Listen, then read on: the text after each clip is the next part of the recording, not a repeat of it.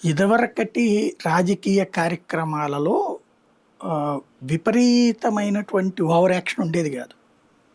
క్యాజువల్‌గా నడిచిపోయాయి అప్పుడు నిరసనలు, అవును. కార్యక్రమాలు. ఇప్పుడు అవును. ప్రతి దాంట్లో అతి తెలివితేటలు, క్రిమినల్ బ్రెయిన్స్ వాడుతున్నారు. హ్మ్. దానికి భయపడుతుంది. అంటే తెలుగుదేశం కొట్టే దెబ్బకి భయపడుతుంది వైసీపీ. అవునా? ఇదివరకు హ్మ్. ఏంటంటే సంతకాల సేకరణలంటే ఒక కమ్యూనిస్టులు రోడ్ల మధ్యలో ఒక టెంట్ వేసి, నాకు బాగా గుర్తు ఎందుకంటే మేము కవర్ చేసేవాళ్ళం సిటీ కేబుల్లో ఉన్నప్పుడు. అది లెనిన్ సెంటర్లో అవును. టెంట్ వేసి అటు వెళ్ళే అవును. వాళ్ళకి ఇటు వెళ్ళే వాళ్ళకి ఒక 10 మంది కార్యకర్తలు పొద్దునుంచి 3 షిఫ్టుల్లో ఉండి వెళ్ళే వాళ్ళతో సంతకాలు పెట్టిస్తుండేవాళ్ళు. హ్మ్.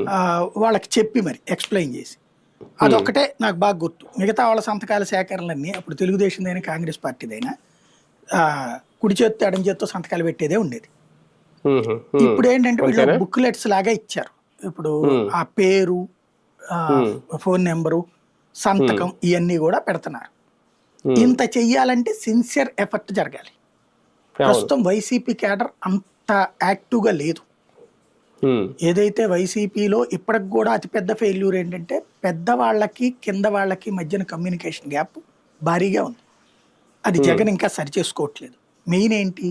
కౌన్సిలర్ అదే పంచాయతీలో వార్డు మెంబర్, మున్సిపాలిటీలో కౌన్సిలరు, అట్లాగే కార్పొరేషన్‌లో కార్పొరేటరు, అలాగే ఎంపీటీసీ, జెడ్పీటీసీ వీళ్ళు 80% వీళ్ళే ఉన్నారు కదా!